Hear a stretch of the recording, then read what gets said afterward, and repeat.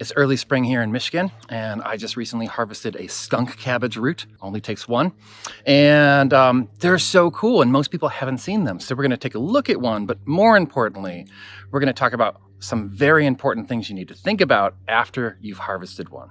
Okay, here it is. This is the amazing skunk cabbage root. This is actually only part of the skunk cabbage root. And I know what you're thinking.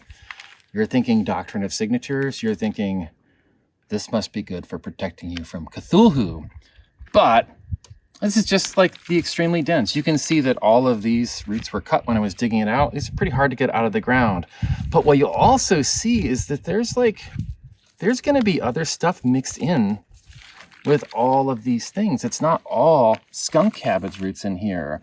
And since skunk cabbage grows in a place where there are many poisonous plants, we have to make sure that what we tincture is only skunk cabbage.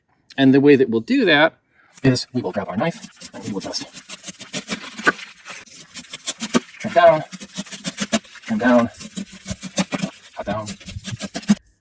Enjoy how cool things look when we're processing them. And then we can go through, pull one root out, pull two root out. I've got a little bowl here. Only skunk cabbage, only skunk cabbage, only skunk cabbage, only skunk cabbage, only skunk cabbage, only skunk cabbage, only skunk cabbage. We just keep doing that until we've gone through all of this and made sure that we've only got skunk cabbage and not anything else that might be mixed into here. Make sure that all the little thin pieces are attached to a piece you know is skunk cabbage. And then after you're done, you can take a hose and rinse it all down to get more of the dirt off. I will need to do that again with here because you can see that there's still a ton of dirt here. And then we can tincture this. This is a low dose botanical. You take it in like 1 to 5 drops or diluted in some water or added to a formula. It's used kind of like lobelia for spasmodic coughing, but for like damper spasmodic coughing.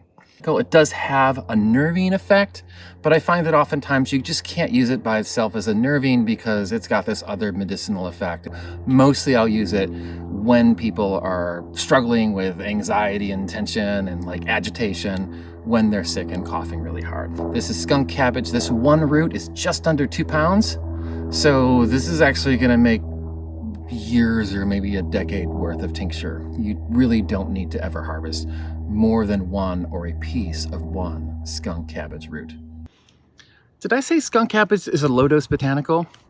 I think I did, and I said it so many times because it's important. This plant is kind of toxic. It has calcium oxalate crystals. If you try to eat any part of the plant, it's like eating something with shredded fiberglass in it. It'll tear up your mucosa, it'll cause an intense burning sensation, and that's one of the reasons we make a tincture and we use it in drop doses, well diluted. Sure, you'll find people that say, oh, you can do this or do that to prepare it for eating, but everyone I know who's tried to do that has still felt that bite and that irritation in their mucosa. So this is really not like, I'm just getting into herbs, I'm gonna start using skunk cabbage. This is something that you'll use if you've been in practice for a while and you understand the niche that it fills, and probably not something you're gonna be using all the time.